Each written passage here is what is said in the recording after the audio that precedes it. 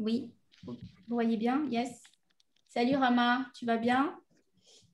Génial, si vous voyez bien mon écran, c'est nickel. Je vais juste fermer les WhatsApp et tout ça là pour pas que vous soyez embêtés. Voilà. Donc aujourd'hui, on est ensemble pour parler du storytelling. Ça fait un moment qu'on ne s'est pas vu. La dernière fois, j'ai fait l'atelier avec Maëlle et Élise. Donc, toutes les deux, ça fait très longtemps finalement qu'on ne s'est pas vu. Comment ça va? Comment ça va dans vos business? Comment ça va dans votre marketing? Comment ça va dans votre communication? Comment ça va dans vos ventes? Dites-moi un petit peu comment ça se passe pour vous. Très, très, très rapidement, Fadwa, comment ça se passe pour toi en ce moment? Est-ce que tout va bien dans ton business? Moi, tout va très, très, très bien. Limite trop bien. Ouais, ça c'est Donc, top. non, c'est plutôt cool. Ça Ok, va. génial. C'est super. Rama, comment ça va? Ah, le son, Rama. Le Oui, micro. le micro est coupé. Moi, ça va, toujours à la recherche de clients. J'ai quelques Oui. contacts, mais je close pas, closing pas. Ouais, il faut closer là. Il y a besoin de closer. Ok, donc aujourd'hui, on va voir comment votre histoire peut vous aider à vendre. Il faut savoir qu'on est dans une période assez spéciale parce que vraiment, si il y a 6 mois, un an, la vente classique, c'était, comment dire, c'était dépassé. Là, c'est encore plus le cas. Ça veut dire si vous avez des méthodes entre guillemets un peu à l'ancienne, ça marche vraiment plus. Même moi, personnellement, je suis vraiment en train de revoir ma façon de communiquer, ma façon de toucher les personnes parce que ce que je connaissais il y a 6 mois, ce qui fonctionnait il y a 6 mois ne fonctionne presque plus. Donc vraiment, il faut être à l'écoute de ce que vous disent vos clients, les remarques que vous font vos clients et surtout ce à quoi ils sont sensibles. Si vous avez remarqué à un moment donné, vous avez posté sur les réseaux d'une manière qui était pas habituelle et vous avez vu des résultats, vous avez vu des réactions, vous avez vu de l'engagement, vous avez vu des gens venir vous poser des questions, faut creuser ce côté-là. Parce qu'aujourd'hui, les gens ont besoin de plus en plus d'authenticité. Et c'est pour ça que le storytelling va énormément vous aider à booster votre business et à propulser votre entreprise. Je pèse mes mots quand je dis ça. Aujourd'hui, les gens achètent de l'histoire, quoi. Vous pouvez être le meilleur dans votre domaine, mais si vous n'avez pas une histoire derrière ça, s'il n'y a pas de sens, les gens n'achètent pas. Vous pouvez avoir les meilleures compétences. Rama, tu peux être la meilleure assistante au monde avec les meilleurs outils pour s'organiser, pour gagner du temps, pour faire son administratif. Mais si tu n'as pas de sens à apporter à ton client, ça ne va pas accrocher. Donc, il vous faut maintenant que vous êtes passé, vous êtes au niveau, pour moi, au niveau supérieur du 7-Up, c'est de vraiment commencer à créer un lien historique avec vos clients et Fadwa, voilà, écrire une histoire avec tes clients. Qu'est-ce qui va marquer tes clients aujourd'hui dans ta prestation, au-delà du fait d'être super performante, au-delà du fait d'être hyper qualitative, qu'est-ce qui va faire que tes clients vont vraiment avoir envie de continuer de travailler avec toi? Quelle histoire est-ce que tu as envie d'écrire avec ton client? Du coup, le storytelling, il y a différentes façons de vendre. Donc, il y a différentes façons de vendre. On vend avec les mots, on vend avec le présentiel, le physique, l'image aussi. Donc, nous, ce qu'on va utiliser aujourd'hui, c'est l'histoire globale que vous allez raconter à votre client. Déjà, avant de commencer aujourd'hui, sans rien faire là dans l'atelier, et même pour les personnes qui regardent le replay, si je devais vous demander quelle est l'histoire que vous racontez, quelle est l'histoire de votre entreprise, quelle est l'histoire de votre business, vous me diriez quoi? Si je vous disais, voilà, racontez-moi une histoire autour de votre business, qu'est-ce que vous me diriez pour me donner envie de devenir votre cliente? Parce que potentiellement, je pourrais très bien être cliente chez Rama et cliente chez Fadwa, par exemple. Ne me répondez pas en même temps, hein, c'est... On Mais attend. c'est difficile de l'appliquer à soi-même, en fait. Et c'est pour ça qu'on est là aujourd'hui, d'ailleurs. Oui, je sais que c'est pour ça que vous êtes là, mais moi aussi, je change un petit peu ma façon de faire les choses parce que Oui. j'ai remarqué que je vous ai un petit peu materné aussi pendant ces 7 semaines. Je vous ai apporté beaucoup de C'est trop bien. contenu, mais il y a eu quelques-uns qui ont vraiment appliqué, mais pas tous, parce qu'en fait, je vous ai un petit peu mâché le truc. Donc, l'idée, même moi, je me remets en question par rapport à ça et je veux que vous soyez ceux qui mettez en place vraiment les actions. Parce que, honnêtement, sans prétention aucune, d'ailleurs, certains d'entre vous ont les résultats à la hauteur de ce programme, mais l'idée, c'est que vous soyez vraiment au clair avec le fait que je vous ai donné tout pour réussir, mais vraiment tout. Et encore une fois, c'est en toute modestie que je dis ça, mais je sais que tout ce qu'on a vu depuis les 7 semaines, si vous les appliquez vraiment, vous pouvez vraiment exploser vos résultats. Mais en même temps, ça fait beaucoup de contenu, il y a beaucoup de choses à voir, il y a beaucoup de choses à faire et je peux comprendre que peut-être certaines infos ou certaines subtilités vous ont échappé. Donc là, l'idée de ce type de session, c'est de rentrer un peu plus dans le concret, dans le détail et dans la pratique. Concrètement, comment j'utilise le storytelling, comment je vais faire Fadoua, moi Rama, moi Lionel, moi Maëlle, moi Élise, comment je vais faire pour vendre avec mon histoire, qu'est-ce que je peux faire à mon niveau, sachant que je ne suis pas expert du storytelling, mais c'est juste moi dans mon expertise, comment faire dans mon expertise pour convaincre avec mon histoire, convaincre avec mon expérience aussi et faire en sorte que finalement ma personne soit aussi une valeur dans mon travail. C'est ça qu'on va voir aujourd'hui. Et pour ça, je vais vous donner quelques éléments. Donc, de manière globale, le storytelling, évidemment, c'est une histoire qu'on raconte autour de son business, mais c'est une histoire que vous choisissez de raconter. L'idée n'est pas de raconter votre vie privée ou de raconter des choses que vous n'avez pas envie de raconter. L'idée, c'est quelle histoire vous choisissez de raconter pour votre business. Parce que si vous ne communiquez pas autour de votre business, si vous n'agencez pas la communication autour de votre business, si vous ne maîtrisez pas votre ligne éditoriale et votre ligne de communication, c'est les autres qui le font pour vous. Ça veut dire que si vous n'avez pas une communication maîtrisée, eh bien, les gens vont supposer que vous faites ceci ou cela. Les gens vont supposer que vous êtes ceci ou cela. Et ce n'est pas ce que vous voulez. Donc, le storytelling va vous aider à structurer votre message autour d'une histoire, autour d'une base dans votre communication. Par exemple, si je prends le storytelling de Steve Jobs, ça tourne beaucoup autour de... Si je vous dis Steve Jobs là, tout de suite, évidemment, vous pensez Apple, mais vous pensez peut-être, si vous connaissez son histoire et sa biographie, vous pensez à garage. Il a démarré dans un garage, il a démarré de zéro, il a travaillé tout seul dans son coin, ensuite il a eu des associés et puis à un moment, il s'est fait virer de Apple et puis ensuite il a propulsé, il a explosé son business. C'est des éléments qu'on a, des bribes d'histoire, mais toute l'histoire de Steve Jobs, c'est pas que ça. Mais eux, dans leur communication, ils ont choisi de nous ancrer ça, nous, dans notre tête. Est-ce que ça vous parle? Donc, ils ont pris un aspect, un pan de l'histoire et ils en ont fait l'histoire de la marque. L'histoire de la marque Apple, c'est pas que dans un garage. Steve Jobs, il a eu une vie, il a eu une vie de famille, il a eu une vie de couple, il a eu des enfants, je crois. Mais ce qu'on retient, nous, en tant que clients, en tant que public, c'est plus l'histoire de « il a fait son petit chemin dans son garage ». Ça vous parle? Oui, oui, oui. Donc, l'idée, c'est vous, dans votre parcours personnel et professionnel, de voir qu'est-ce que vous voulez, qu'est-ce que vous décidez de mettre en valeur dans votre parcours. Il y a beaucoup de choses que vous savez faire, il y a beaucoup de choses que vous voulez faire, il y a beaucoup de choses que vous avez déjà faites. Le storytelling, c'est le tri dans votre parcours. C'est choisir les éléments de votre parcours qui vont être percutants pour votre client. Steve Jobs, je reviens à cet exemple, on est impacté, nous, en tant qu'entrepreneurs, parce que quand on entend qu'il a commencé de zéro, forcément, c'est inspirant pour nous. Ça nous donne envie de faire pareil en tant qu'entrepreneur. Je ne sais pas si ça va inspirer un père de famille, par exemple, qui a juste envie d'acheter son téléphone. Vous voyez? Donc, nous, en tant qu'entrepreneurs, on va être impacté par ce pan de son histoire. Donc, vous, votre rôle en tant qu'entrepreneur, c'est de savoir qui est votre client et qu'est-ce qui va l'impacter dans votre histoire.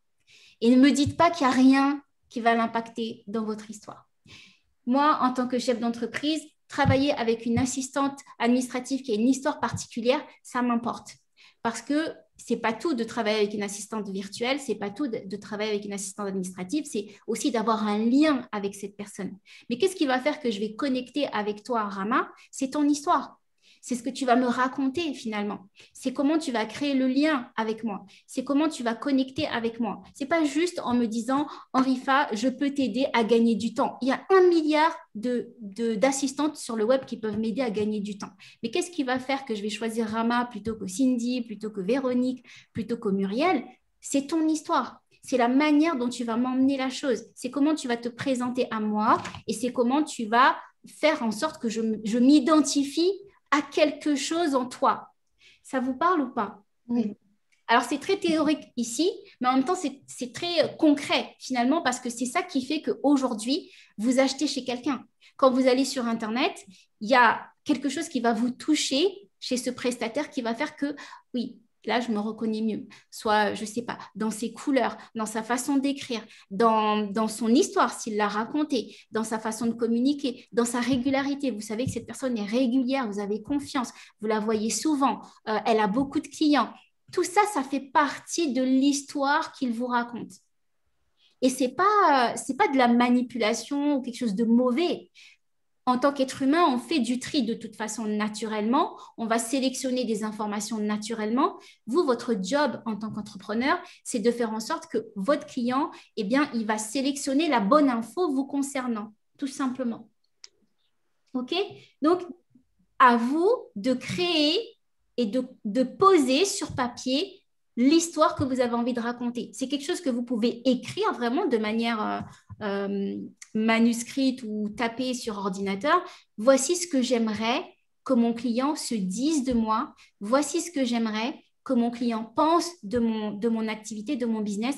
Voici ce que j'aimerais qu'à travers mon business, j'inspire mon client. Voici les points sur lesquels j'aimerais inspirer mon client. Donc, vous pouvez noter ça parce que ce n'est pas à l'écran. 3 choses. Qu'est-ce que vous voulez que votre client se dise quand il vient vers vous, quand il prend connaissance avec vous? Qu'est-ce que je dois me dire à propos de Rama? Est-ce que je dois me dire Rama, c'est une bonne assistante? Est-ce que je dois me dire Rama va m'aider dans mon business? Est-ce que je dois me dire Rama, elle a les meilleures compétences dans son domaine? Qu'est-ce que je dois me dire sur toi et qui peut me donner envie de venir vers toi? Ça sous-entend que Rama, tu me connais bien. Je suis ton client, tu connais bien mes valeurs, tu connais bien mes préoccupations, tu connais bien mes douleurs et tu sais exactement faire le pont entre moi et toi. Tu sais exactement ce qui match entre moi et toi. Tu sais ce qui va matcher entre mon problème et ton expertise. Et tu vas me raconter une histoire autour de ça. Comment vous pouvez faire concrètement, par exemple, Fadwa, pour faire simple, parce qu'on n'est pas des maîtres du storytelling, mais pour faire très simple, vous pouvez utiliser des exemples que vous avez vécus avec des clients et les raconter à d'autres clients. Par exemple, Fadwa, j'ai rencontré monsieur Untel parce que monsieur Untel avait beaucoup de problèmes pour gérer ses payes ou alors il avait besoin de sécuriser ses payes, ses fiches de paye. Et donc, nous avons pris contact parce qu'il souhaitait un service qui lui soit sur mesure et qui lui permette de gagner du temps. Et c'est une histoire, en fait, que tu racontes et qui va me parler, moi, qui suis dans la même situation que monsieur Untel il y a 6 mois. Donc, c'est très, très facile, le storytelling. Vous pouvez vous l'approprier. Ce n'est pas quelque chose de compliqué. Vous pouvez l'utiliser avec les exemples. C'est la manière la plus facile d'utiliser le storytelling. C'est en racontant des exemples, des anecdotes, des choses qui se sont passées dans votre business, qui vous ont inspiré ou qui ont inspiré vos clients. Comment est-ce que j'ai construit la box pour tel gîte qui m'a commandé pour la première fois une box de luxe? Je vais vous raconter l'histoire de Madame Untel, propriétaire de gîte qui voulait faire plaisir à aidez-moi, à ses clients, à ses invités, à ses hôtes. Et bam, bam, bam, bam, j'explique, je raconte sans rentrer dans le détail. Il ne faut pas rentrer dans le détail, c'est juste dans les grandes lignes. Cette dame avait telle problématique, je lui ai apporté telle solution sur mesure. Résultat, elle en était super contente. Résultat, ses clients étaient super contents. Et aujourd'hui, elle me recommande une autre box. Donc, on fait une boucle aussi entre le problème du départ et l'arrivée. Et dans la tête du client, ça va tout de suite faire « Ah oui, mais c'est vrai que moi aussi, je suis comme Madame Intel. Moi aussi, j'ai des clients que j'aimerais satisfaire. Même si je n'ai pas un gîte, mais j'ai des clients que j'aimerais satisfaire. Je vais faire appel à Maëlle pour voir si elle pourrait proposer des choses pour ma clientèle. » Et là, tu vas avoir des personnes qui vont t'appeler, qui vont te dire « Maëlle, j'ai vu passer ta publication. J'ai vu que tu faisais ça pour les gîtes. Est-ce que tu le fais pour les hôtels ?» C'est comme ça que vous allez vous provoquer des opportunités que vous n'attendiez pas, en fait. OK? Coucou Maëlle. Donc, le storytelling, c'est quelque chose de ultra simple. C'est à la fois technique et simple. Mais nous, on va utiliser la partie simple. Et la partie simple, ça passe par raconter des anecdotes, raconter des exemples de choses, de situations que vous avez vécues. Vous n'êtes pas obligé de parler de mettre le nom de votre client s'il n'est pas d'accord ou si vous ne l'avez pas consulté avant. Vous pouvez très bien parler de manière anonyme en parlant du domaine d'activité, par exemple, ou de la région, par exemple, ou de la problématique bien spécifiquement et expliquer comment vous, dans votre expertise, vous avez réussi à l'aider. Ça, c'est une des premières parties, d'accord? Le fait de raconter une histoire avec des exemples. Maintenant, la partie où vous allez raconter votre propre histoire, parce qu'il y a des histoires inspirantes. Vous êtes inspirante. Comment faire pour utiliser votre parcours pour vendre? Mais avant ça, est-ce que vous avez envie déjà d'utiliser votre parcours? Est-ce que vous êtes à l'aise avec le fait d'intégrer votre parcours dans votre communication et dans vos ventes? Ben oui. Oui, c'est bon? Ouais, c'est bon. D'accord. Donc, pour utiliser ça, est-ce que ça va? Ouais, voilà. Je vais venir ici. Pour utiliser votre propre histoire, dites-vous que comme dans toute histoire, quand on était enfant, à l'école ou à la maison, quand on nous raconte une histoire, même aujourd'hui en tant qu'adulte, quand on regarde un film, c'est une histoire qu'on nous raconte. Okay? Il y a toujours, au début du film, vous allez voir des plans larges. On voit la ville, on voit la ville en hauteur, on voit les bâtiments, les maisons et tout. On nous pose le cadre, on nous pose le contexte. Okay? Donc vous, dans votre storytelling, il doit y avoir un contexte. C'est quoi votre contexte aujourd'hui? C'est quoi votre paysage dans votre histoire? Fadwa, ton paysage, ça peut être jeune maman, entrepreneur qui souhaite aider les chefs d'entreprise débordés. Je donne un exemple. Ton contexte à toi, à chaque fois que tu vas prendre la parole, il y a ces éléments qui reviendront toujours. Le contexte de Maëlle, c'est le côté local, artisane locale qui fait le lien entre le producteur local et le consommateur. Ça fait partie de son décor, ça fait partie de son contexte et ça ne bouge pas. Donc, il va y avoir des éléments qui ne vont pas bouger pour être une référence pour votre client. Ça veut dire que dans la tête de votre client, ils vont vous reconnaître à ça. Maëlle, on la reconnaît à quoi? Eh bien, au fait que c'est une femme qui défend les valeurs du terroir et qui raconte aussi des histoires à travers les box qu'elle... C'est quelque chose qui est fixe dans la tête de votre client. Et vous devez tout le temps faire en sorte que ça reste présent dans la tête de vos clients. Est-ce que c'est parlant pour vous? Est-ce que c'est parlant pour toi, Fadwa? Bof. Mais j'ai compris le principe. Alors, comment est-ce que tu as compris le principe, mais comment est-ce que tu penses pouvoir l'appliquer? C'est ça qui est compliqué. Le contexte pour moi, personnellement, c'est oui, je veux aider les jeunes entrepreneurs. Oui. Mais je ne vais pas le dire à chaque... Enfin, je ne sais pas, j'ai l'impression après de rabâcher toujours la même chose, non? Non, parce que toi, si c'est toi qui te regardes, oui. Si tu te fais des lives pour toi toute seule, oui. Si tu te mets devant ton miroir et que tu répètes le truc, oui, tu répètes. Mais là, tu es sur la planète Internet. Internet, tu as des gens qui vont à un moment donné voir ton contenu, d'autres pas. Tu as des personnes qui vont te voir une fois et qui vont juste voir le début de ta phrase, mais qui vont être appelés par leur mari, leur père, leur mère, qui ne vont pas voir la suite. Donc, en fait, il faut vraiment essayer, et ce n'est pas évident, mais de se détacher de ce truc de « je l'ai déjà dit, je vais saouler les gens ». Non, les gens, ils ne vous voient pas tous les jours, en fait. Vous voyez tous les jours, mais les gens, ils ne vous voient pas tous les jours. Et les gens qui vous voient tous les jours, ils ont besoin aussi que vous leur rappeliez. Regardez l'exemple du 7-Up. Tout ce que je vous ai donné comme contenu jusqu'à présent, vous avez oublié les 93%. Il n'y a que 7% de l'information qui est restée. Donc, en fait, même quand vous dites les choses souvent, vous n'êtes pas sûr que la personne a retenu à ce moment-là. Donc, vous, votre rôle de communicant, c'est de répéter. C'est pour ça que vous voyez souvent les mêmes publicités passer pendant 3-4 mois. C'est la même pub qui passe à la même heure après le téléfilm ou après le journal télé. Parce que c'est important que ça rentre. Et ça, si ça passait qu'une seule fois, imaginons Coca-Cola, s'il disait « Oh, j'ai déjà fait une pub une fois, je ne vais pas refaire », ben, en fait, on l'oublie. Dernièrement, j'ai vu passer une pub de Google. Google n'a pas besoin de publicité. Tout le monde utilise Google. Je veux dire, ils nous tiennent par là. Et du coup, mais ils font des publicités parce qu'ils ont besoin comment dire, de rester ancrés dans nos têtes. Donc, sentez-vous à l'aise de répéter et répéter et répéter. Mais vraiment, il n'y a pas de complexe à dire « Oh, j'ai déjà dit ça hier ». Et alors, est-ce que c'était les mêmes personnes à la même heure qui vont se connecter, qui vont voir la publication? Non. C'est vrai.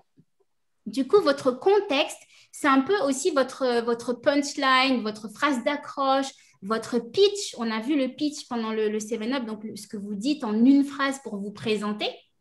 Ça peut être votre contexte. En tout cas, vous pouvez partir de cette base-là. OK? Et il faut aussi faire la connexion entre votre contexte à vous et ce qui se passe dans le monde. C'est-à-dire, Fadwa, dans ton contexte, c'est important de tenir en compte de l'actualité. Vous pouvez faire des références au Covid.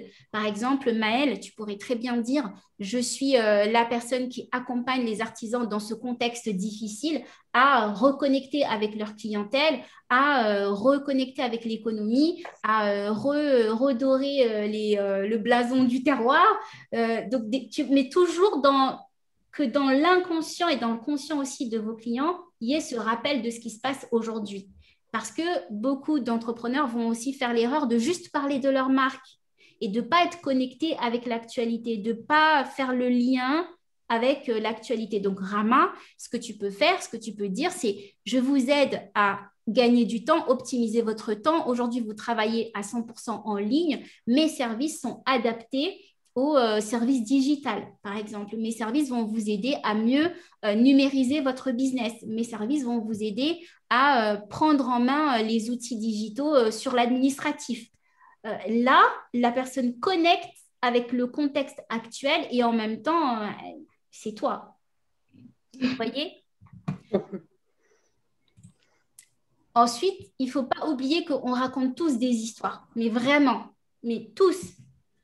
Mais c'est à vous de choisir quel type d'histoire vous voulez raconter. Quand je dis on raconte tous des histoires, quand Fadwa m'appelle en janvier, donc là on est très loin, et me dit moi je ne sais pas communiquer, je ne sais pas, moi je ne suis pas du tout à l'aise avec la vente, c'est une histoire.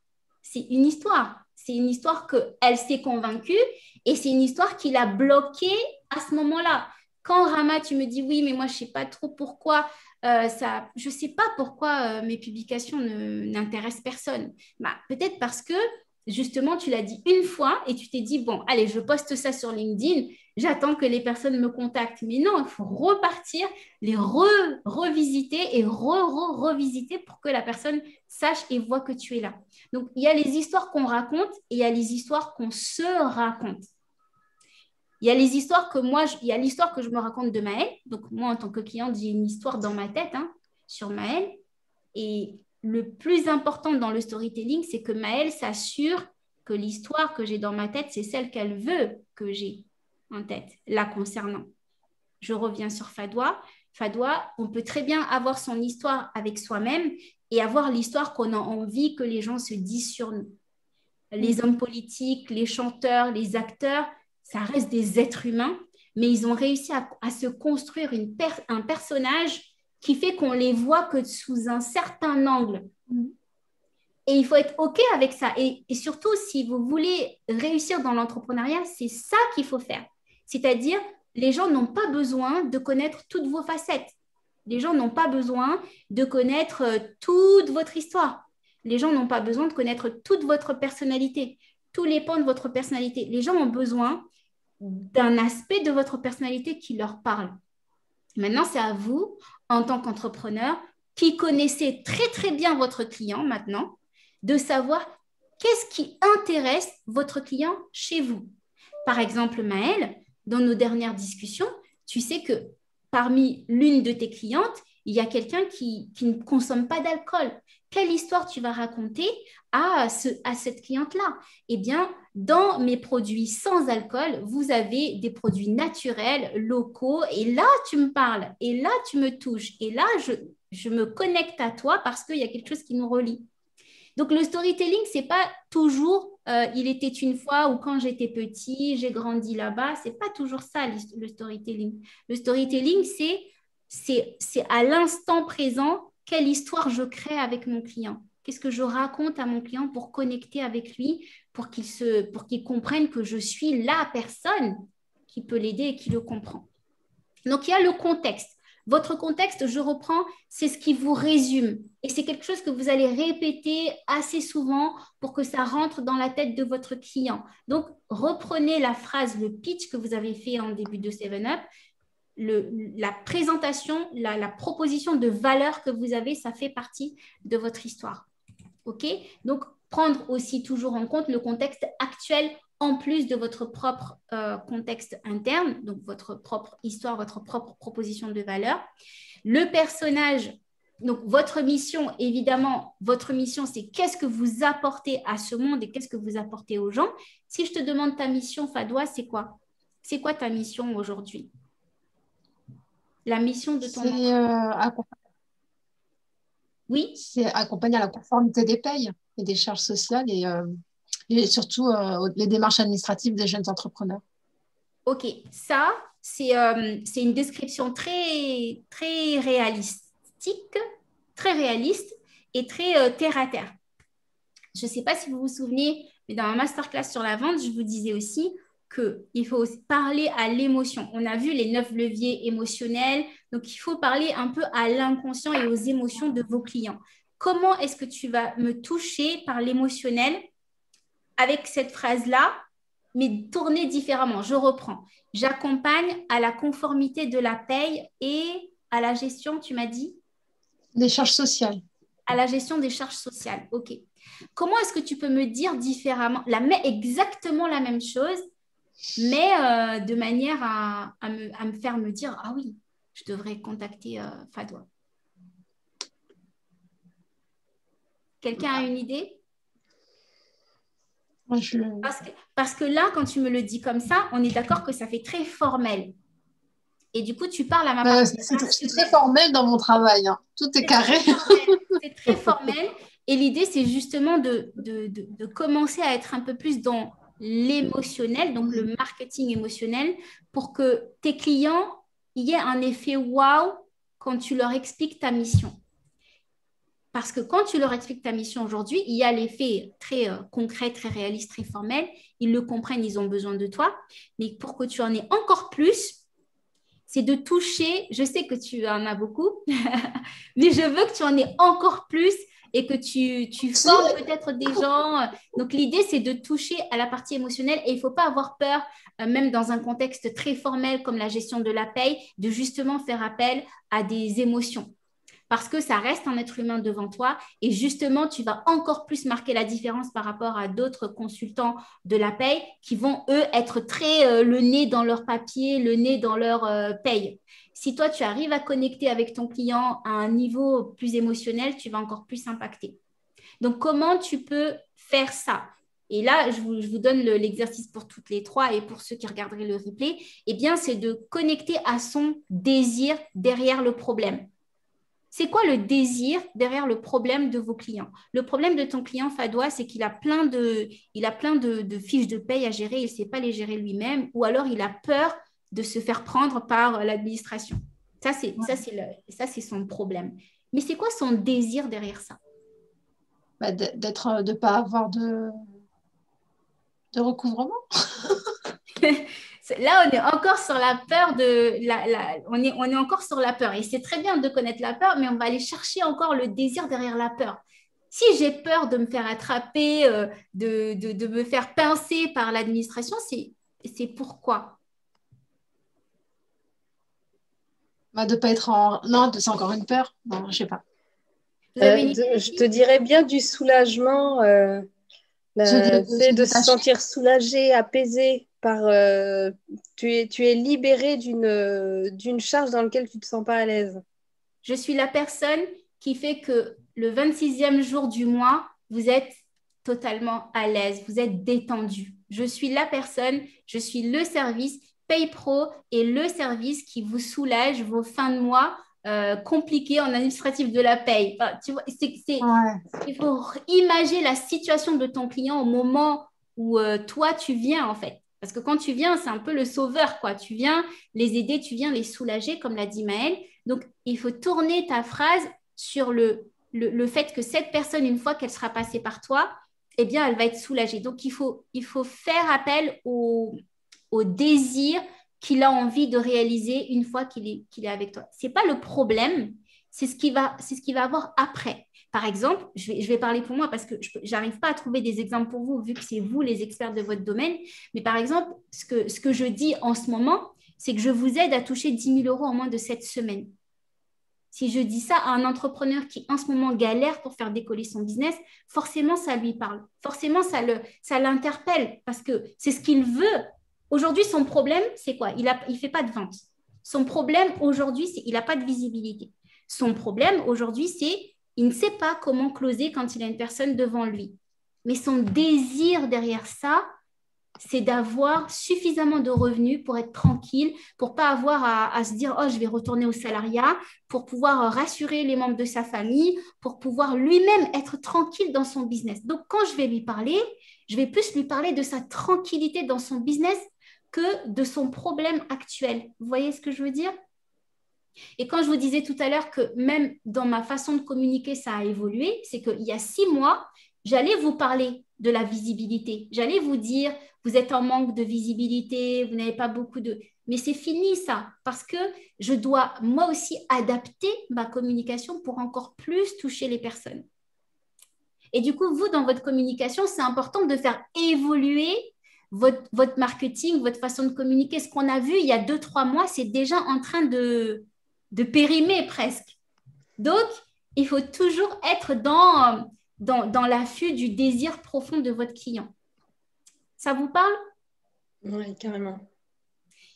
Donc, aujourd'hui, vous connaissez votre client, vous connaissez son problème, vous savez exactement ce que vous pouvez faire pour lui. Maintenant, ça coince sur la communication, comment est-ce que vous lui faites passer le message. Parce que le message aujourd'hui, et je vous suis sur les réseaux sociaux, peut-être qu'il est plus encore tourné sur les bénéfices qu'il peut avoir avec vous. Donc, mon produit, il a tel et tel bénéfice, tel et tel avantage, mais c'est fini ça. Aujourd'hui, votre client, ce qui lui parle, c'est qu'est-ce que tu fais vraiment pour moi? Qu'est-ce que tu fais pour moi? Maëlle, qu'est-ce que tu fais pour moi? Eh bien, je te permets de consommer des produits locaux, nature, frais, sans aller chez Leclerc et en plus sans alcool. Bien sûr que j'achète chez toi. Tu vois ce que je veux dire? Oui, carrément, ouais. Je suis connectée au naturel, je suis connectée au local et en plus, j'ai des convictions et j'ai des valeurs qui font que je peux consommer qu'un certain type de produit que tu as. Donc, tout à fait. Ça match. OK? Ouais, et c'est même pas une question religieuse ou quoi. Tu as beaucoup de personnes qui ne sont pas forcément musulmanes ou quoi, qui ne consomment pas d'alcool et qui vont être très attentives à ce type de message et qui vont être très réceptives à ce type de message. Donc, en fait, l'un dans l'autre, tu vas trouver différentes clientèles qui sont connectées à ce côté, voilà, 100% naturel, 100% local et 100% sans produits nocifs pour la santé. Parce que l'alcool, en soi, c'est nocif pour la santé. Ça vous parle? Carrément. Donc, votre personnage dans votre histoire, vous avez votre contexte. Le personnage, évidemment, c'est vous. Vous n'allez pas vous cacher, c'est vous. Vous êtes le héros, l'héroïne de votre business et c'est important à ce stade de l'accompagnement de commencer vraiment à l'incarner. Et comment vous allez l'incarner? C'est en prenant la parole. Je ne vous vois pas assez parler. Je ne vous vois pas assez parler sur les réseaux sociaux. Vous avez des messages forts à faire passer, chacun dans votre domaine. Tous, vous avez vraiment quelque chose à transmettre. Et je pense que c'est dommage pour vos clients de ne pas vous voir plus souvent. C'est vraiment dommage parce que vous avez tous une histoire très, très forte et qui peut vraiment inspirer d'autres personnes. Et ne me dites pas, je ne sais pas comment inspirer. Moi, je ne suis pas fait pour inspirer. Déjà, je ne vous crois pas. Parce que si c'était ça, vous ne seriez pas entrepreneur, qu'on se le dise. Et ensuite, le syndrome de l'imposteur, là. Maintenant, on va regarder ce syndrome face à face et on va discuter avec lui. OK? On va voir qu'est-ce qui vous empêche de faire aujourd'hui. Qu'est-ce qui t'empêche, Fadwa, de poster sur les réseaux et de parler. Tu l'as déjà fait. Tu l'as déjà fait, tu avais déjà commencé, tu as raconté un petit peu ton histoire, ton parcours de salarié, etc. Tu avais commencé à le faire. Après, ça, c'est un petit peu... c'était oubliez-moi, j'ai rien dit. Mais l'idée dans le storytelling, c'est la constance aussi. C'est bon pour l'appel d'offres, oui? Tu l'as eu, Julie? Vous avez... Sûr. L'idée, c'est d'avoir une constance. C'est-à-dire, souvenez-vous, vous avez posé un contexte, vous avez posé un paysage, mais vos clients, eux, ne sont pas forcément devant vous comme dans une salle de théâtre et ils attendent la suite et ils attendent la pièce. Ils bougent, ils se lèvent, ils partent, ils reviennent, ils quittent les réseaux, ils reviennent. Parfois, ils suppriment, parfois, ils reviennent, parfois, ils se désabonnent et ils reviennent. Donc, en fait, à chaque fois que votre client revient vers vous, il ne doit pas être perdu dans ce que vous racontez. Ça doit être cohérent pour lui. Ça doit être comme s'il arrivait dans une maison fixe, en fait. C'est pour ça que c'est important d'avoir l'identité visuelle cohérente, d'avoir le message cohérent, de poster sur les mêmes sujets. La ligne éditoriale, on l'a vu. Tout ça, ça fait partie de l'histoire que vous racontez à votre client. Parce que votre client, il est mouvant.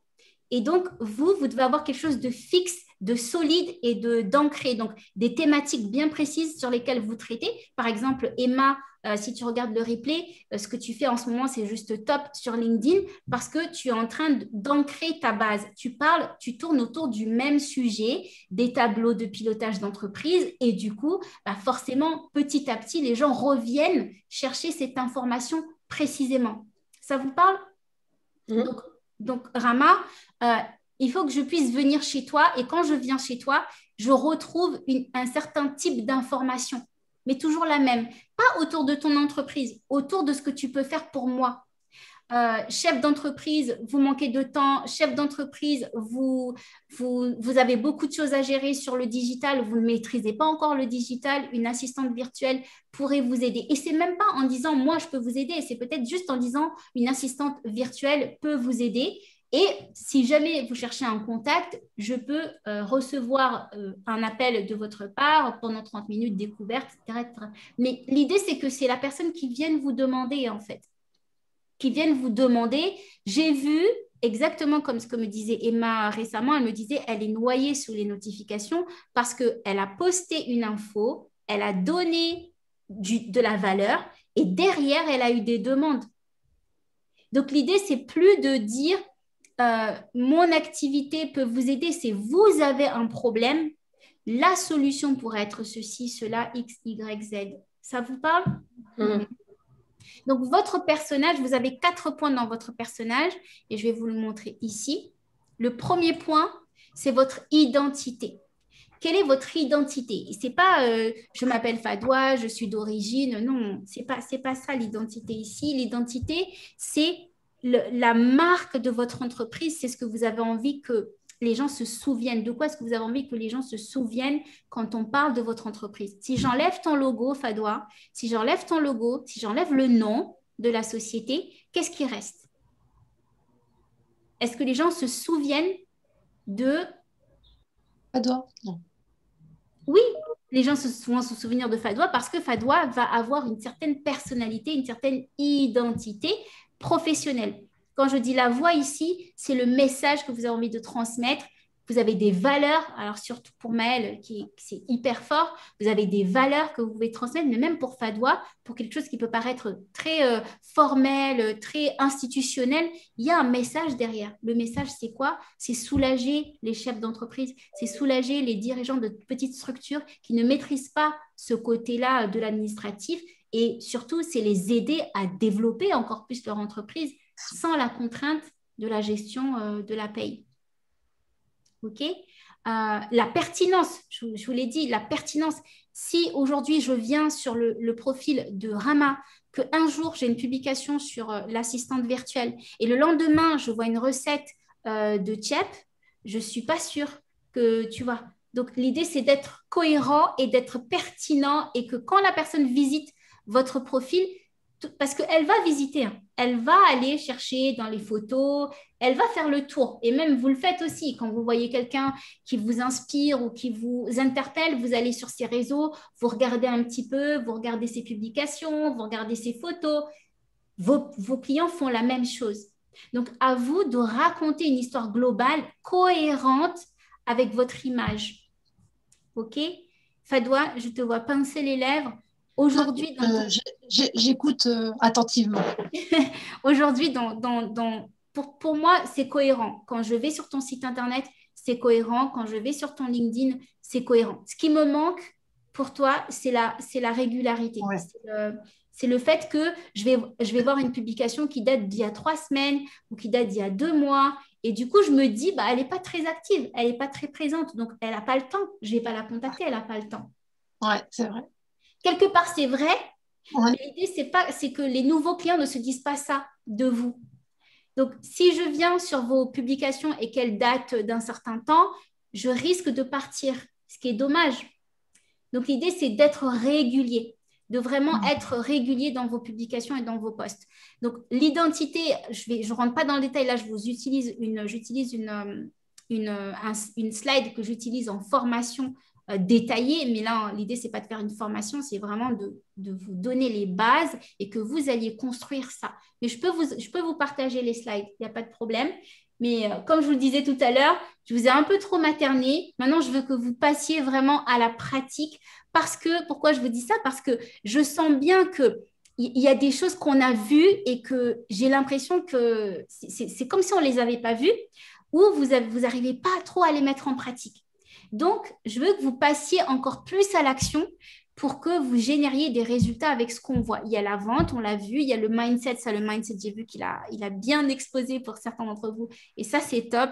On n'a pas fini, hein. Ce n'est pas terminé, on ne se repose pas sur ses lauriers. Mais maintenant, je veux que vous soyez encore un peu plus dans le côté vraiment chef d'entreprise et leader de votre business. C'est important de passer cette phase de, voilà, en plus de générer des ventes, mais vraiment le statut de chef d'entreprise et le statut de leader. Vous devez créer un mouvement autour de vous. Fadwa, combien de mamans qui ont un petit bébé de moins d'1 an rêveraient d'avoir ton parcours entrepreneurial? Tu sais? Je sais pas. T'en as conscience ou pas? Du coup, l'idée, c'est de vraiment... C'est comme j'ai accompagné il y a 2 semaines dans un groupe en entreprise, de jeunes entrepreneurs, une maman qui a élevé ses enfants. Ses enfants, la plus grande a 25 ans et le plus petit a 13 ans. Et maintenant, elle fait des gâteaux maison. OK, mais elle a du mal à se valoriser. Et je lui dis, mais ton histoire, elle est juste époustouflante. Pour toutes les femmes qui ont passé leur vie, qui ont dédié leur vie à éduquer leurs enfants et qui maintenant veulent penser à elles, c'est énorme. Et elle peut vendre ses gâteaux en parlant de son histoire, dans le sens où mes gâteaux, c'est les gâteaux de la maman. Maman, après 25 ans de mère au foyer, j'ai décidé aujourd'hui d'entreprendre, de faire des gâteaux pour les enfants du monde, ou pour les enfants de la France, ou pour les enfants de mon quartier, ou pour tous les autres enfants. Où elle peut raconter une histoire autour de ça, avec son histoire personnelle. Donc l'idée ici, Maëlle, ton histoire, tu es charcutière à la base. Donc c'est super fort. C'est une charcutière qui a vécu le métier de charcutier, qui a vécu les difficultés de la charcuterie, qui a vécu le manque de valorisation de ce métier et qui décide, elle aussi, de prendre les autres charcutiers sous son aile. Et ça, c'est une super histoire. Mais aujourd'hui… Moi, je les ai lâchés en cours de voyage, les charcutiers. C'est eux qui m'ont lâché en vrai.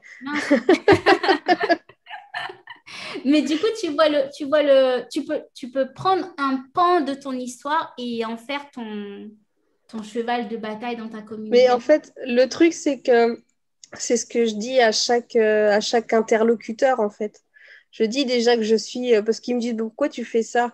Non, mais je suis charcutière de métier. Déjà, ils bug la moitié du temps parce qu'une femme charcutière, ça n'existe pas.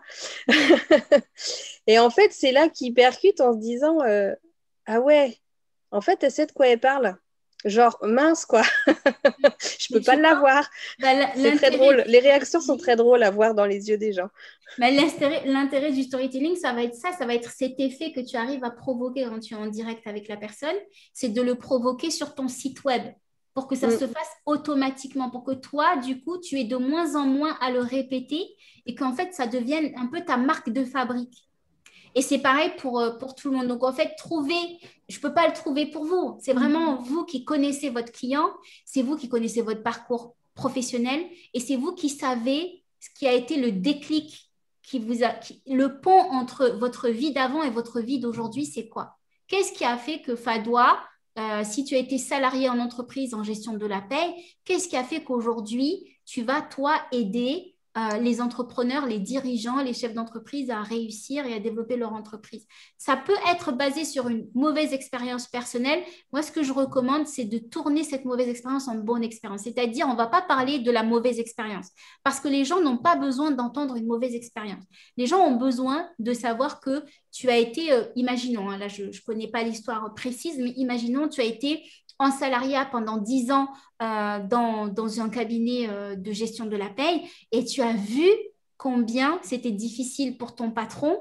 Tous les 26 du mois, c'était panique à bord parce qu'il recevait plein de commandes d'autres clients, d'autres entrepreneurs qui avaient du mal à ce moment précisément de la gestion de la paie.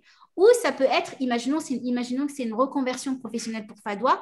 Tu as été salarié pendant 10 ans dans une entreprise et à chaque fois, le 26 du mois, ton patron pète un câble parce qu'il n'arrivait pas à gérer la paye. Tu t'es formé pour l'aider et aujourd'hui, tu veux aider d'autres entrepreneurs. Mais c'est une histoire imagée, mais c'est pour que vous fassiez le lien en fait entre votre ancienne vie et votre nouvelle vie et votre client, qu'il y ait un point de rencontre, un triangle de rencontre entre votre vie d'avant. Élise, quand tu vas regarder ce replay, qu'est-ce qui fait qu'aujourd'hui, tu as décidé de mettre ton temps à contribution et au service du temps des autres pour que les autres gagnent du temps? Ça, c'est une punchline que tu peux utiliser. Je mets mon temps au service du temps des autres. Je mets mon temps au service des dirigeants d'entreprise, au service de ceux qui n'en ont pas, de ceux qui en ont moins. Et là, du coup, tu touches les gens. OK? Ensuite, un dernier point. Donc, je reviens rapidement ici parce que donc il y a l'identité. Hop. Il y a identité, voix, donc c'est votre message. Quel message est-ce que vous envoyez? Qu'est-ce que vous avez envie de laisser comme trace? De quoi je dois me souvenir par rapport à Élise, par rapport à Maëlle, par rapport à Fadwa, quand on aura fini de collaborer ensemble? Je dois me souvenir de quoi par rapport à votre business en tant que cliente potentielle? Qu'est-ce que vous avez envie de laisser comme souvenir, comme message de vous, de la part de vos clients? Typiquement, si vous me posez la question, Henrifa, toi, quel message tu as envie de laisser? Qu'est-ce que tu as envie de laisser derrière toi? Eh bien, j'ai envie que les gens se souviennent de moi comme une génératrice de résultats. Tu vas chez Henrifa, tu es sûr que tu en ressors avec quelque chose. Génératrice de résultats, c'est dit comme ça, bah, tout de suite, ça parle. Mais ça ne me définit pas toute ma personne, toute ma vie, mes enfants. Mais ça va faire partie de mon histoire si je veux que ce soit ça. Et du coup, moi, je vais m'atteler à ce que les personnes se souviennent de moi comme la personne qui leur a apporté des résultats. Vous, comment est-ce que vous voulez que vos clients se souviennent de vous? Au-delà du résultat, au-delà de la performance, au-delà de l'effet wow quand on a ouvert la box. Par exemple, moi, je me souviendrai de Maëlle parce que j'ai goûté des guimauves et mes enfants avaient des étoiles dans les yeux quand ils ont goûté à ces guimauves. Mon petit Wayan, il ne m'a pas lâché. Je leur ai donné toutes les semaines et c'était le vendredi, maman, aujourd'hui c'est le jour des marshmallows. Et quand c'était les marshmallows colorés, alors là, c'était… et je vais m'en souvenir parce que il y a eu ce truc que je ne retrouve pas chez Leclerc, quoi. Donc, je vais me souvenir de ça. Quel impact vous avez envie de laisser dans la vie des gens? Quelle trace vous avez envie de laisser? La ligne éditoriale, très important. Veillez à ce qu'il y ait une cohérence dans vos images, dans votre message aussi, dans ce que vous délivrez sur les réseaux sociaux et même en présentiel, si vous faites du présentiel. Il faut qu'il y ait une cohérence, une ligne de ce que vous racontez. Okay. Ensuite, je finis avec le dernier point qui est le réseau, votre communauté. Aujourd'hui, vous allez vous créer des protagonistes dans votre histoire et les protagonistes, c'est votre réseau. Dans votre réseau, vous avez vos clients, mais vous avez aussi vos partenaires, vous avez aussi des collaborateurs, des fournisseurs. Toutes ces personnes contribuent à raconter votre histoire. Comment? Dans les exemples dont je vous parlais au début, en racontant des anecdotes. Comment? Qu'est-ce qui fait qu'aujourd'hui, tu es partenaire de tel ou tel gîte, Maëlle? C'est quelque chose que tu peux raconter parce que vous avez des valeurs communes, parce que vous défendez les mêmes principes, vous défendez les mêmes valeurs, vous défendez les mêmes artisans peut-être, vous êtes dans le même groupe. Donc, ça, c'est une histoire. Ça vous parle? Ouais. Parce que c'est ce que j'ai commencé à poster sur les réseaux sociaux, en fait. Donc, raconter ce type d'histoire où un tel qui tient un gîte a refusé de collaborer avec moi et j'en tire dans l'histoire le fait qu'une autre a accepté dans les mêmes conditions de collaborer parce que les attentes n'étaient aussi pas les mêmes et les besoins et les valeurs on dit, le capital aussi n'était pas le même, tu vois. Et chacun ayant son histoire, c'était surtout pour montrer que je peux m'adapter à l'une ou l'autre des solutions et que je suis capable de répondre aux deux suivant les dispositions des personnes en face. Yes.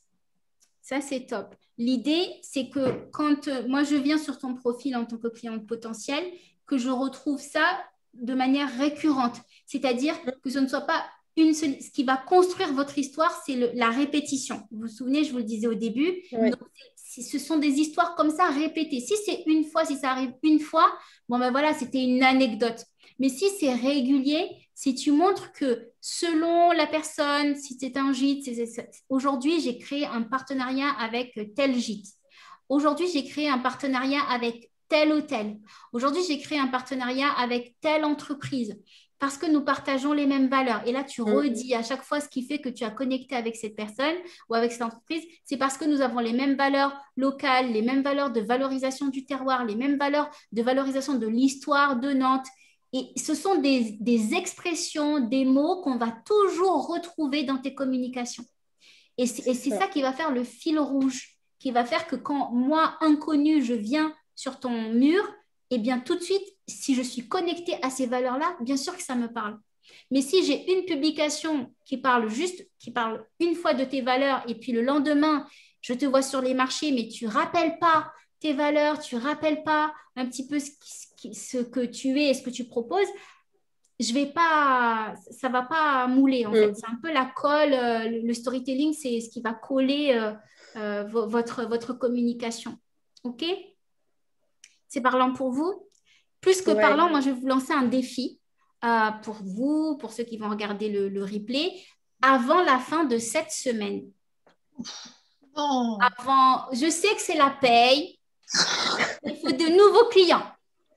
Il va falloir s'organiser de sorte à ce que même quand c'est la paye, les nouveaux clients entendent parler de Fadoua. Oui, mais dès que j'aurai des salariés. À la fin de cette semaine, c'est un défi que je vous lance. Ce n'est pas un défi que je vous lance moi en Rifa. C'est un défi que vous lance votre business en fait. Parce que là, il s'agit de votre business, il ne s'agit pas de moi. L'enjeu ici, il est pour votre entreprise, il est pour le futur de votre entreprise, il est que vous décidez en fait si vous faites cette action ou pas, mais c'est pour votre business, ce n'est pas pour moi, on est d'accord, hein? Oui. Avant la fin de la semaine, c'est d'avoir... Allez, je vais être gentille, parce que franchement, je voulais dire sur chaque réseau social. Mais vous choisissez un réseau social et vous racontez une histoire, une anecdote. Vous avez plein d'anecdotes, vous avez plein d'histoires à raconter à vos clients. Moi, je demande juste à voir qu'est-ce qui s'est passé pour Élise quand elle a commandé sa box? Qu'est-ce qui s'est passé pour Fadwa? Si on n'était pas dans le même groupe des propulsés, je ne saurais pas que Fadwa a commandé chez la rayonnante. Je ne le saurais pas en fait. Et moi, c'est grâce à Élise que j'ai acheté ma dernière box. C'est parce que Élise a fait une vidéo et j'ai eu envie, moi aussi, de faire ma vidéo. Et donc, j'ai commandé ma box. J'ai eu envie de goûter l'Ironman, j'ai eu envie de goûter le vinaigre. Mais c'est parce c'est une histoire, en fait. Ce qui s'est passé là, c'est une histoire. Donc, je vous demande de me raconter une histoire. Et ça ne va pas être « il était une fois, j'ai eu un client ». Hein. C'est dernièrement ou il y a 3 semaines. Donc, en gros, vous partez avec un constat, quelque chose qui s'est passé. Vous racontez ce qui s'est passé sans rentrer dans le détail. Ça peut vraiment être quelques lignes. Comme tout à l'heure, quand je vous ai fait l'histoire de la boucle, j'ai oublié l'histoire que j'ai racontée tout à l'heure, mais l'idée, c'est de faire une boucle. Donc, il y a 3 semaines, une cliente est venue me voir parce qu'elle avait besoin de gérer sa paye. Okay, ça faisait 3 ans qu'elle galérait à gérer ses payes. Elle ne trouvait pas comment gérer ses payes. Okay, je lui ai apporté, mais elle n'avait pas nécessairement aussi la capacité ou les possibilités d'embaucher en interne. Je lui ai apporté une mesure je lui ai apporté un service sur mesure qui a été de lui confectionner un accompagnement de 3 heures par semaine de gestion de la paye. Et aujourd'hui, grâce à cela, eh bien, elle a pu recruter parce qu'elle a pu performer dans ses gestions de la paye. Elle a pu vous raconter ce que votre action a réalisé pour votre client. Ça vous parle? Mon client... Si je raconte, excuse-moi. Oui, dis-moi. Vaut mieux si je raconte comment j'ai fait pleurer mon père sur un cadeau de la rayonnante, ça marche. Oui, mais ton père, c'est pas ton client? Ça peut non. Fonctionner. Ouais, J'imagine à quelqu'un qui fait une surprise comme moi, je l'ai conçue. En fait, j'ai été ma propre cliente pour le coup. Oui.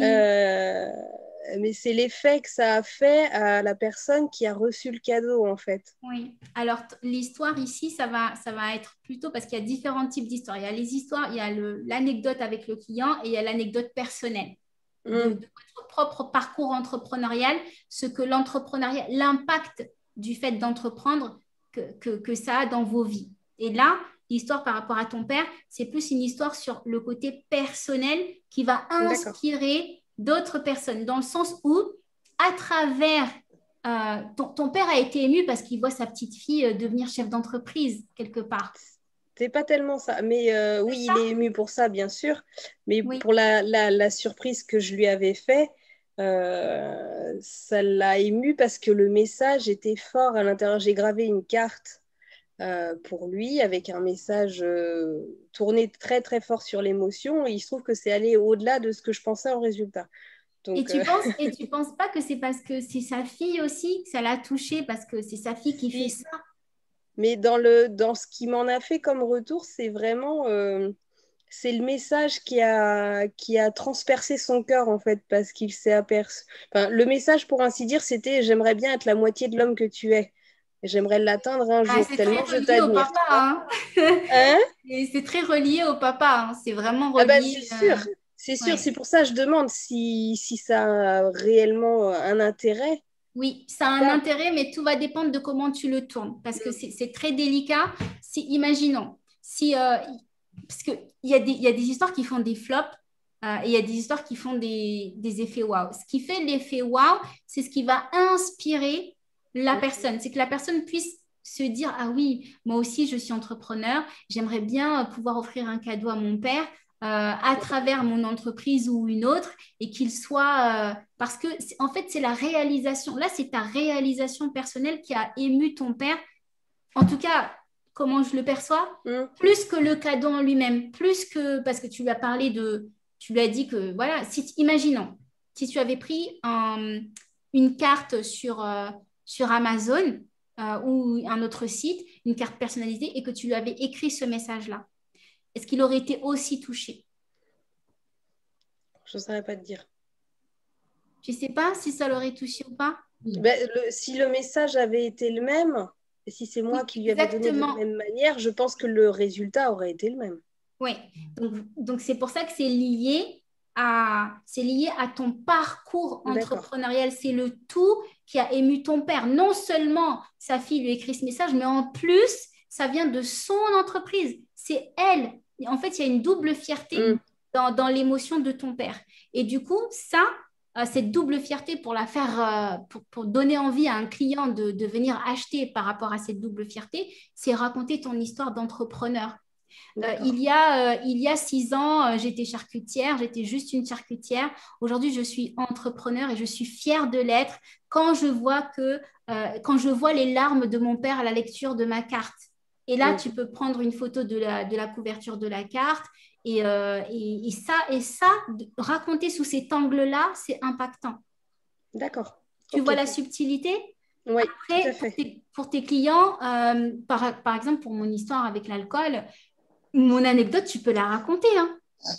Je pense que je vais le faire parce que j'ai beaucoup rigolé, moi, quand même. J'ai versé le vinaigre dans le lavabo parce que je croyais qu'il y avait de l'alcool dessus, alors qu'il n'y a pas d'alcool dedans. Donc, j'ai renversé le truc. Pour rien. Donc, ce que tu peux faire, Maëlle, par exemple, une histoire autour de ça, les produits La Rayonnante sont sans alcool. Je vais vous raconter l'histoire d'une cliente qui ne savait pas que c'était sans alcool et tu peux tourner l'histoire. Moi, c'est OK. Bon, tu ne me cites pas. Hein. Non, c'est bien OK sûr. que tu racontes parce que du coup, c'est une façon détournée d'expliquer l'avantage de chez La Rayonnante. C'est une façon détournée de montrer qu'il n'y a pas d'alcool et tout, et sans forcément dire nos produits sont sans alcool, tu vois. Parce que le fait de dire nos produits sont sans alcool, on est dans le rationnel, on est dans le basique, on revient au côté formel. Mais par contre, raconter l'histoire de la cliente qui, sans le savoir, a renversé une bonne anecdote, ça pourrait être petit cadeau à ma cliente qui s'est trompée, voilà, réduction offerte de 50% parce qu'elle a renversé son vinaigre et du coup, chez la Rayonnante, on fait un petit geste, vous pouvez commander. Mais ça ne veut pas dire que vous devez tous renverser vos vinaigres pour avoir 50%. Bah, tu vois, tu peux tourner, tu peux en faire tout un truc. Oui. Et si vous regardez à la télé, ils partent d'un élément et ils font plein d'histoires autour. Donc, l'idée, c'est de tisser autour de ça. Tu peux tisser autour de l'histoire avec ton père, tu peux tisser autour de mon histoire, tu peux en faire plusieurs. Donc, ce que je vous invite à faire, c'est de prendre une anecdote avec un client ou une anecdote personnelle et de la raconter. Juste vous livrer, en fait. Vous livrez sur ça sans rentrer dans des détails personnels. Alors, l'exercice est périlleux, mais c'est bien parce qu'il faut passer par là pour voir les effets. Vous êtes obligé de vous tromper pour réussir. Hein. Vous ne pouvez pas tout faire parfait. Donc, l'idée, c'est de lancer une histoire et de me taguer si vous voulez pour que je vois parce que parfois, je ne vois pas. Et ça peut être cool de voir aussi la réaction de votre audience et de voir si derrière, il y a eu des commandes, si derrière, il y a eu des questions. Donc, si vous voulez me partager votre histoire avant de la poster, vous pouvez. Dans le groupe, sur WhatsApp, vous pouvez m'envoyer votre histoire et je vous dirai sous quel angle peut-être mieux l'emmener ou si c'est allez-y, jetez-vous à l'eau. Il y a comme pour Maëlle, non, c'était Emma, je pourrais très bien vous dire je m'autorise à ne pas te répondre parce que parfois aussi, je veux que vous vous lanciez et vous jetiez à l'eau. Donc, voilà, je vous ferai mes retours en tout cas. Envoyez-moi dans WhatsApp et surtout avant la fin de la semaine, faites quelque chose autour de l'histoire. Rama. Dimanche, la fin de la semaine. Dimanche. Allez, on va être gentil. Dimanche. OK. Avant dimanche, je veux voir une publication de tout le groupe, la 7up, parce que moi, je suis en train de créer un nouveau groupe et je veux que vous, les anciens, les mentors, vous soyez au taquet. Hein? Donc, l'idée, c'est que vous commenciez un peu à monter parce que le nouveau programme que j'ai créé, il est juste super puissant et je veux vraiment apporter des résultats et je veux vraiment que vous, dans 6 mois, vous disiez « waouh ». Il y en a qui disent déjà « waouh », mais dans 6 mois, je veux que vous disiez encore un triple « waouh ». L'idée, c'est ça. C'est vraiment… d'ailleurs, vous savez, je vous l'avais dit, je vous l'avais promis, vous pouvez, si vous voulez, participer à des sessions de ma nouvelle promo. Je vous l'avais dit, je tiens ma parole. Si vous voulez, vous pouvez participer à certaines sessions sur le nouveau groupe parce qu'on a besoin de se rappeler de certaines choses. Et puis moi, j'ai enrichi mon contenu et j'ai reformulé, j'ai refait des process. Donc, ça va être comme un nouveau programme. Donc, vous pourrez participer à certaines sessions. Vous me direz si vous souhaitez participer à certaines sessions. On verra comment on fait ça. OK? OK. C'est parti. Je vous envoie les fiches là que j'ai utilisées. OK. Ce qu'il faut retenir du storytelling, parce que l'idée, ce n'est pas d'avoir 1 milliard de choses dans la tête, c'est je dois raconter des exemples. Si vous repartez juste avec ça, j'explique des exemples à mes clients. Est-ce que c'est un exemple d'une situation que j'ai vécue, moi en tant qu'entrepreneur? Est-ce que c'est une situation qu'a vécue un de mes clients? Est-ce que c'est une situation qu'on m'a racontée par rapport à ce secteur d'activité? Est-ce que c'est une situation d'un contexte, d'une loi qui vient de sortir? Je raconte un exemple, je raconte des anecdotes à mes clients. Si vous partez avec ça, que vous mettez ça en pratique, vous avez du storytelling. Il n'y a pas besoin de se compliquer, il n'y a pas besoin de... on n'est pas là pour se former au storytelling. On est là pour utiliser le storytelling. Donc, on met de façon succincte, raconter des exemples. Hier, il s'est passé ça. La semaine dernière, une de mes clientes a fait telle erreur. La semaine dernière, un de mes partenaires a fait telle chose. La semaine dernière, j'ai signé un partenariat avec telle personne parce que nous nous sommes rendus compte au bout de 6 mois de discussion qu'en fait, on était voisins. Et du coup, on a décidé de vous raconter des histoires et des exemples. OK? Et petit à petit, on se détache de mon produit. On n'explique pas le produit. Le produit, l'explication sur le produit, c'est la personne qui va vous le demander. Et ça, c'est très important. Il faut que ce soit moi qui viens de te demander, Maëlle, j'ai vu une de tes publications. Est-ce que tu proposes, j'ai vu que tu proposais du miel bio. Est-ce que tu proposes aussi de la confiture? OK. Mais vos publications, votre communication doit pousser la personne à vous poser des questions. Plus les gens vont venir vous poser des questions, plus vous allez vendre. Et je sais que ça paraît contre-intuitif, mais croyez-moi, je me forme avec les derniers marketeurs et certains sont anglophones.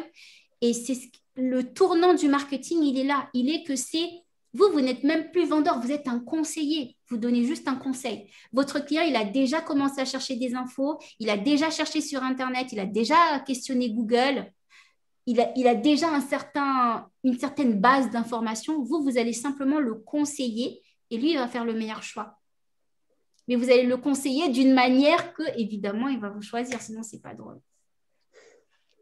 Qu'est-ce que tu penses, du coup, à part les réseaux sociaux, d'entretenir un blog avec toutes ces histoires, pour le coup, ce n'est pas ces anecdotes, quoi, puisque ça se répète dans le temps. Ça serait pas... Là, je parle comme je pense. Hein.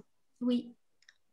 Ça ne serait pas idiot, finalement, de compiler tout ça sur un blog. Et je pense à mon nouveau site, entre autres. Hein. Mais hormis le fait que ce soit sur un réseau social, que ce soit consultable hors réseau social, quoi. Oui, je pense que c'est une bonne idée. Et je reprends du coup ce que j'ai dit, parce que c'est vrai que je dis réseaux sociaux, mais c'est réseaux sociaux et tous les supports sur lesquels vous pouvez communiquer. Vous pouvez très bien raconter une histoire à travers un flyer. Avec une photo, on raconte une histoire. Quand je te vois sur ta photo assise sur les rails, ça raconte quelque chose. Ça dit de toi, voilà, c'est pas toi derrière un bureau guindé en talons aiguilles. C'est une autre histoire, tu vois. Ah, pardon. Non, mais vous voyez l'histoire que raconte la photo à elle seule. Et du coup, même les photos, elles racontent quelque chose sur vous. C'est vous qui choisissez le type de photo que vous allez mettre. C'est vous qui choisissez le type d'icône, c'est vous qui choisissez parce que tout ça contribue à votre histoire.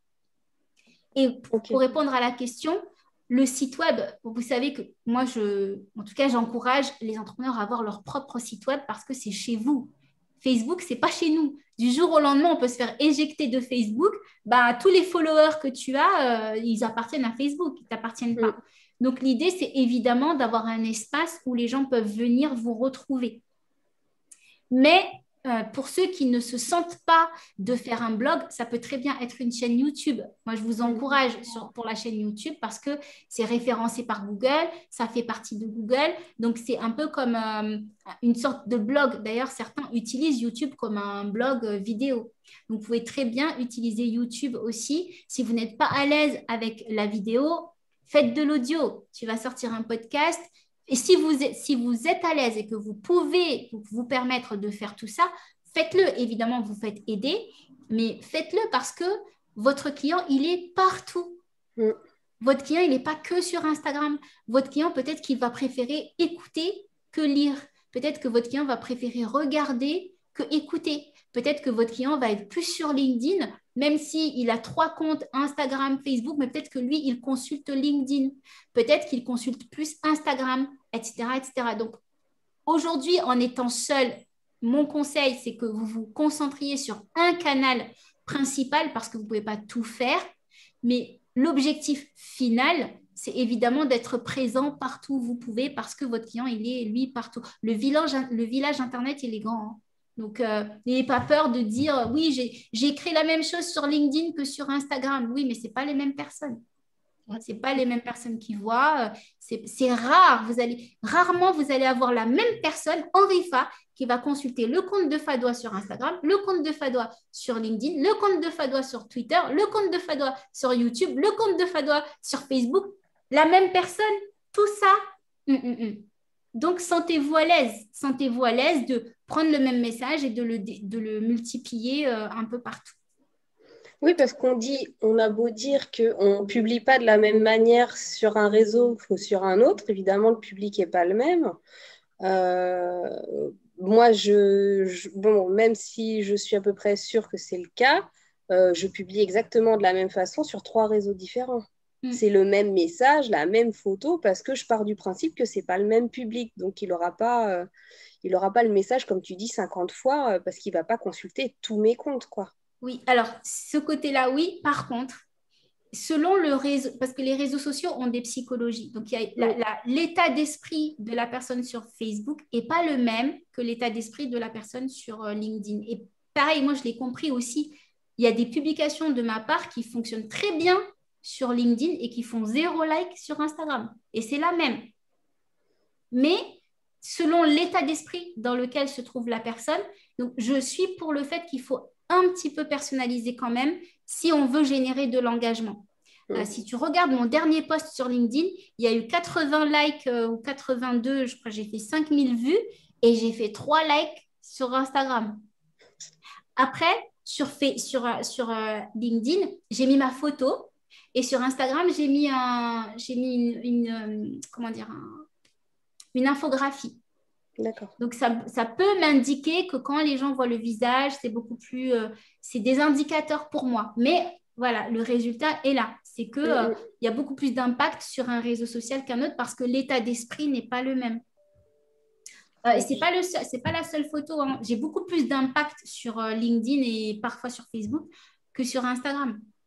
Et pourtant, je me dis, dans les deux, c'est des entrepreneurs. Mais je ne sais pas, il y a un truc qui fait qu'il y a un état d'esprit selon le réseau social. Et donc, oui, puis tu as tout un algorithme, tu as plein de paramètres en fait sur les réseaux que tu ne maîtrises pas. Il y a l'algorithme et, alors moi j'étais aussi, il y a encore quelques semaines, hein, je disais l'algorithme, j'en ai marre, je ne suis pas copine avec l'algorithme, mais j'ai aussi vu que, oui, c'est vrai qu'il y a l'algorithme, mais quand j'applique le rythme que j'ai sur LinkedIn, parce que sur LinkedIn, il faut dire, je contacte les personnes quasiment tous les jours, ou presque. Même quand je ne poste pas, je discute avec les gens. Vraiment, je sociabilise pour le coup. Et Instagram et Facebook, c'est aussi des réseaux sociaux. Il faut sociabiliser avec les gens. Et j'envoie très rarement des messages privés sur comment on appelle ça, sur Instagram. Et du coup, mon compte, c'est un peu comme un compte fantôme. Donc, normal que j'ai des likes fantômes où je vais avoir 2-3 personnes qui vont liker, mais en fait, l'algorithme, il est tellement intelligent qui capte ce truc aussi tu crées de vraies connexions avec les gens sur le réseau. Et je sais que sur LinkedIn, j'ai de vraies connexions. C'est vraiment, on va loin dans la discussion, dans les échanges, messages privés, etc. Donc, oui, pour essayer d'uniformiser un maximum. Et oui aussi pour, si vous pouvez, personnaliser un petit peu selon le réseau social. Peut-être quelque chose de plus fun sur Instagram. Donc, Instagram, les stories, tu peux y aller quand tu es au marché, quand voilà, c'est spontané, c'est là, c'est le moment présent. Et une histoire un peu plus guindée, un peu plus racontée sur Facebook et LinkedIn. Mais je vous attends. Moi, je veux lire des histoires d'ici dimanche. On a dit dimanche. D'ici dimanche, je veux vous voir parler en fait de votre activité, pas juste de votre expertise ou de ce que vous savez faire, de votre activité de manière générale. Racontez des choses autour de votre activité. Ça vous parle? Ça marche. OK. Je vais finir sur une pépite que j'ai ajoutée récemment dans mon accompagnement. C'est la boucle du succès. Je n'ai pas encore ma tablette, mais l'idée, c'est de vous parler de la boucle du succès. Je vais voir si j'ai mon paperboard.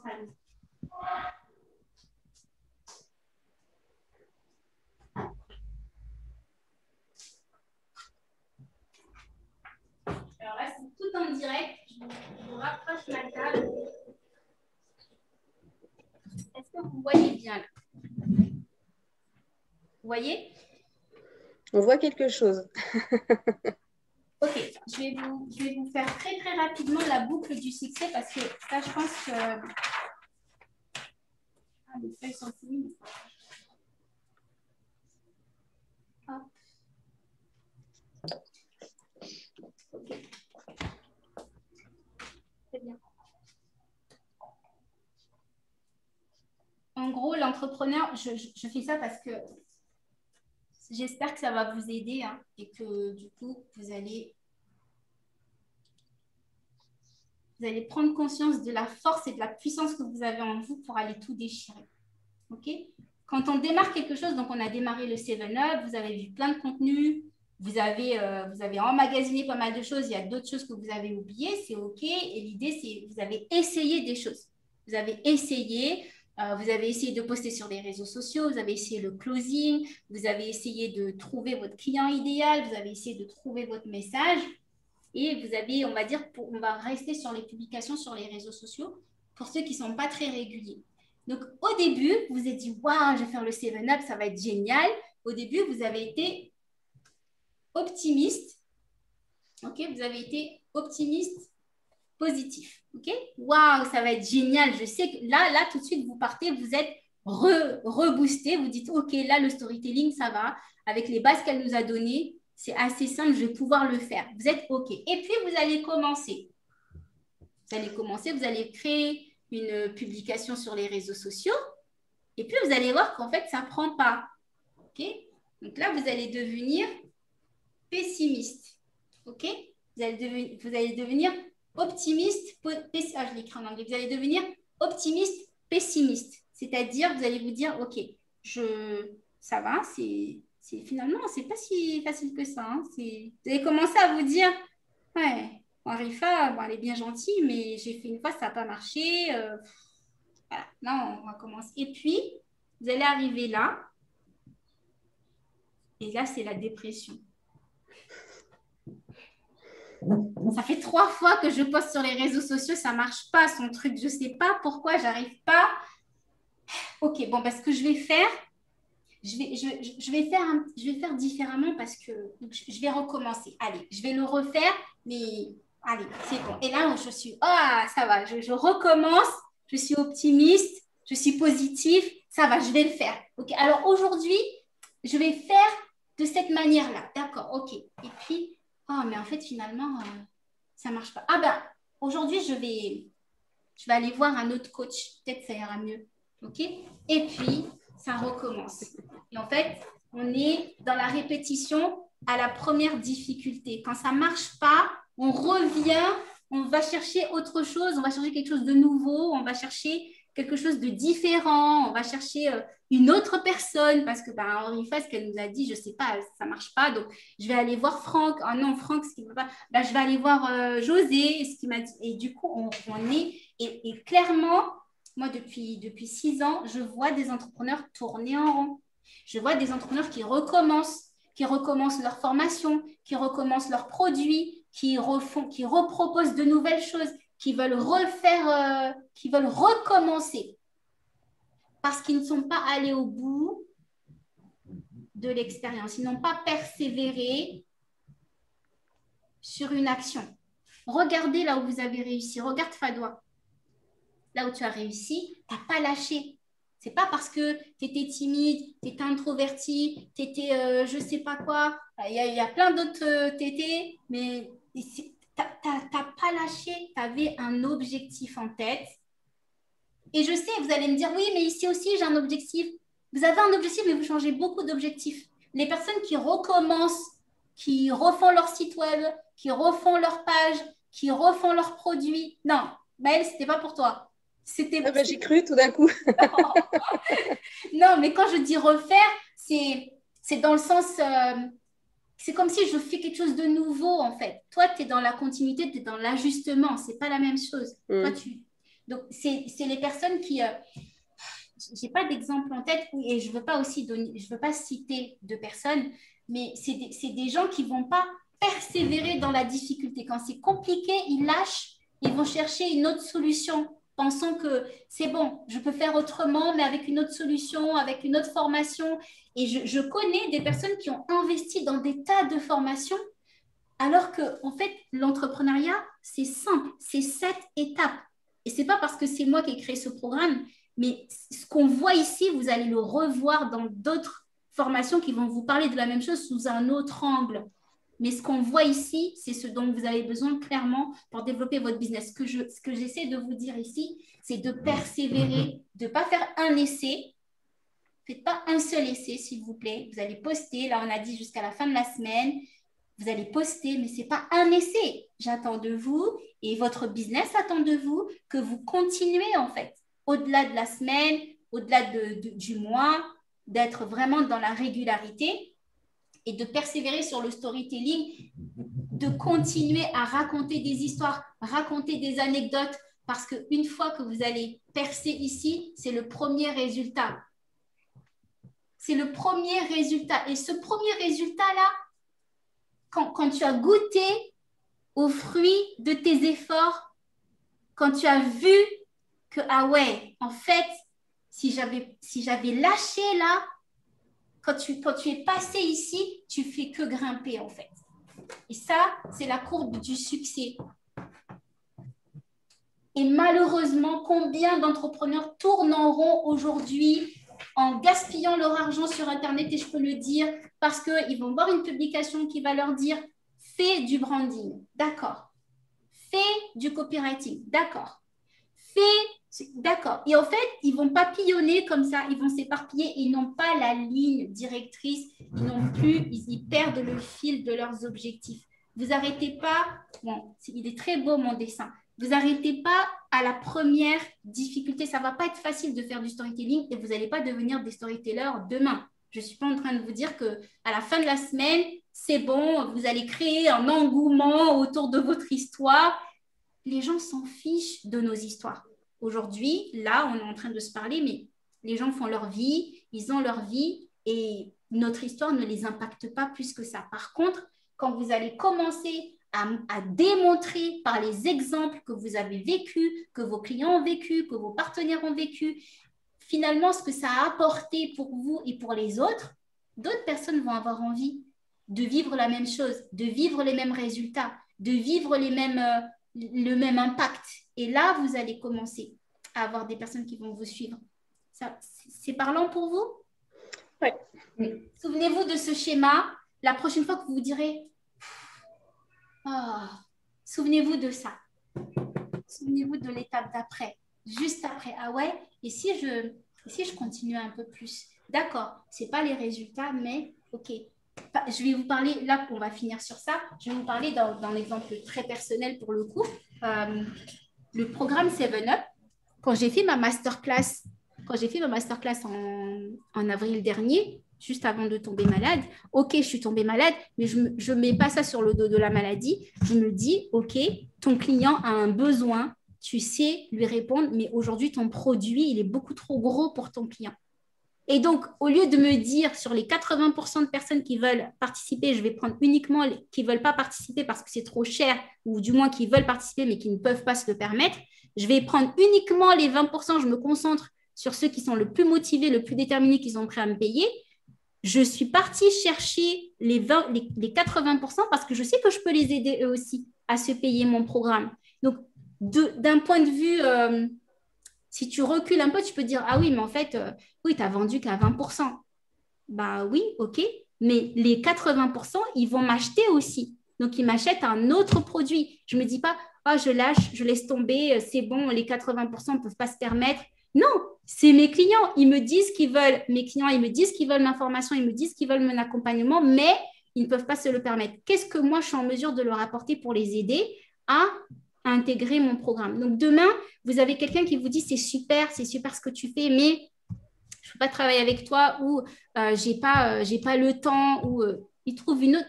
Tant que la personne vous dit c'est super, c'est un client. À vous de trouver l'histoire que vous allez lui raconter pour qu'il matche avec vous et pour qu'il vienne acheter chez vous. Quand quelqu'un vous dit qu'il est intéressé, quand quelqu'un vous dit c'est super ce que tu fais, j'adore ce que tu fais, j'aime beaucoup ce que tu fais, qu'il n'achète pas, c'est que l'histoire n'a pas connecté encore, mais ça ne veut pas dire que ça ne sera jamais votre client. Ça ne veut pas dire qu'il faut lâcher ces personnes-là. Combien de relances est-ce que vous faites? Les personnes... Maëlle, tu m'avais parlé de 275 contacts. Oui, on a fini. Mais du coup, l'idée, c'est de... Toutes les personnes avec qui vous avez discuté à un moment donné, qui ont montré un intérêt pour votre business, c'est d'aller les rechercher, prendre des nouvelles, savoir ce qu'ils deviennent, ce qu'ils ont fait depuis, reconnecter avec ces personnes-là. Très peu de vos concurrents le font. Et ça, c'est une porte ouverte en fait pour vous. De les rappeler, de reprendre des nouvelles, de savoir où ils en sont actuellement. Voilà. Et de potentiellement leur proposer soit un entretien pour refaire le point, Fadwa, ou de lui envoyer un petit cadeau ou de l'intégrer dans ta nouvelle newsletter. Voilà, je vous appelle à l'occasion de l'ouverture de notre newsletter. Nous avons pris connaissance en décembre dernier. Vous m'aviez montré un fort intérêt pour les produits du terroir. Je me permets de vous contacter pour vous mettre au courant. Nous avons cette nouvelle... là, c'est une histoire et tu l'embarques avec toi. Sans lui vendre quelque chose tout de suite. C'est ce que j'ai fait pour une cliente et je l'ai eu aussi. Mais voilà, c'est magnifique. Ouais. C'est ce que je fais aussi dans la newsletter, hein, du coup, et c'est comme ça que j'ai des rappels, notamment pour un CE. C'est un CE que j'avais contacté, alors ça date un peu maintenant. Je crois que c'était en octobre l'année dernière. Ouais. Et qui là, c'est à l'occasion de la newsletter là. Oui. Elle l'a ouvert très en retard par rapport aux autres. Et là, ça a collé, en fait. Ça, c'est une histoire que tu peux raconter. Et ça, typiquement, c'est une histoire que moi, je peux raconter, par exemple, d'une de mes clientes. Tu vois, les histoires, elles sont... S'imbriquent. Voilà. C'est ça. Donc, on finit ici. Juste un tout dernier rappel, parce que ça fait longtemps que je ne vous ai pas eu et j'ai appris des choses et j'ai envie de vous les partager. Par exemple, mon mentor Grant Cardone, lui, il dit qu'il faut relancer la même personne à minima 9 fois. Si vous n'avez pas contacté 9 fois cette personne, c'est que vous manquez peut-être une opportunité parce que vous n'êtes pas tombé au bon moment, ce n'était pas le moment pour lui en décembre, c'est le moment pour lui en juin. T'imagines si tu n'avais pas refait le lien? Donc, combien de contacts est-ce que vous avez déjà? Parce que c'est ça, dans cette boucle-là, beaucoup de personnes vont aller essayer de chercher de nouveaux contacts, de nouvelles personnes, de nouveaux followers. Mais vous avez déjà dans votre base suffisamment de personnes pour vendre aujourd'hui. Des personnes avec qui vous avez déjà parlé, avec qui vous avez déjà échangé, qui sur le moment ont peut-être même pas répondu sur LinkedIn. C'est OK, tu peux revenir leur refaire une relance. Il n'y a pas d'histoire d'ego ici. On est dans le business, donc c'est pas, tu ne cherches pas à être son ami et son copain. Donc, tu peux le rappeler 6 mois plus tard, 15 fois plus tard. Tant qu'il ne t'a pas dit « arrête de m'appeler », tu es libre, même la loi t'autorise à lui écrire. Donc, vas-y. Allons-y. Bon, les filles, il me reste à vous souhaiter une excellente après-midi. Si vous souhaitez rejoindre le nouveau groupe, dites-le moi. Je vous donnerai le process pour intégrer. Et puis j'attends de lire vos histoires, vous et ceux qui regardez le replay.